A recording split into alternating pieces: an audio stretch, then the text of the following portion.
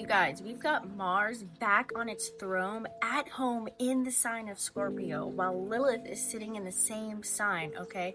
Now, this is going to be stirring up the collective shadow. This isn't going to be light and fluffy astrology, okay? This is about the undercurrents that shape politics, money, power, the environment, and social movements all around the world. And any planet at home pretty much is a double-edged sword, you guys. Really think about it. We also have Lilith sitting there too. What? So the collective energy, it's about to feel like a pressure cooker on max heat. This isn't just spicy, this is war energy, okay? Underground deals, power struggles, the shadow of humanity is literally being forced to the surface. I know you see it. And you've probably already been feeling it, okay? News cycles just full of scandals, people snapping quicker, secret agendas leaking out, leaders moving in silence, and boom, while you're focused on a distraction over here, there's a headline that was something much bigger that was frying in the pan, okay? It's really that vibe where you know something deeper is going on, but it's not fully on the table yet, okay? And that frustration energy, that's really Mars and Lilith just teaming up to expose what's been hidden, okay? Now, the lie here is thinking that you can just positive vibe your way out of all of this energy. But no, if you know a Scorpio, Scorpio energy, it's surgical, okay? It cuts, it digs, it strips the mask off. And the trap is ignoring the shadow side, pretending corruption, greed, war, or even your own hidden fears aren't there. But the shadow doesn't disappear just because you don't look at it, okay? It festers and then it explodes.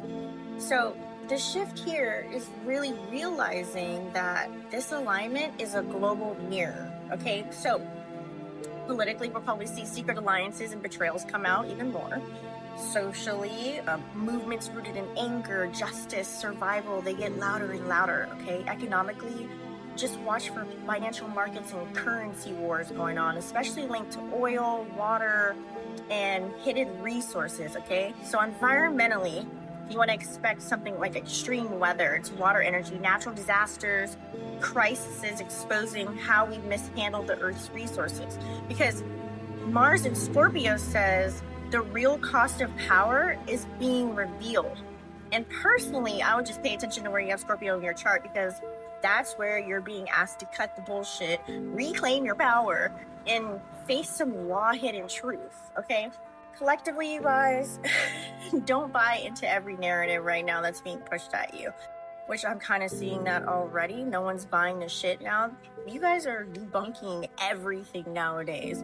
And Scorpio is all about digging for receipts, okay? So always research before you react. Now, I would say energetically, use this time for deep work, especially shadow work, since it rules the 8th house, okay? Cutting cords with people, detoxing your relationships, transforming fear into just some type of strategy. So on another note, you also can use this energy for protection. There's power in protection. Remember, Mars and Scorpio is all about strategy and not reckless action. So if you're moving with a little bit more precision, you're going to go a little bit further. Now, I must say this energy is not easy, but it's necessary, okay? Mars at home in Scorpio, then you have Lilith.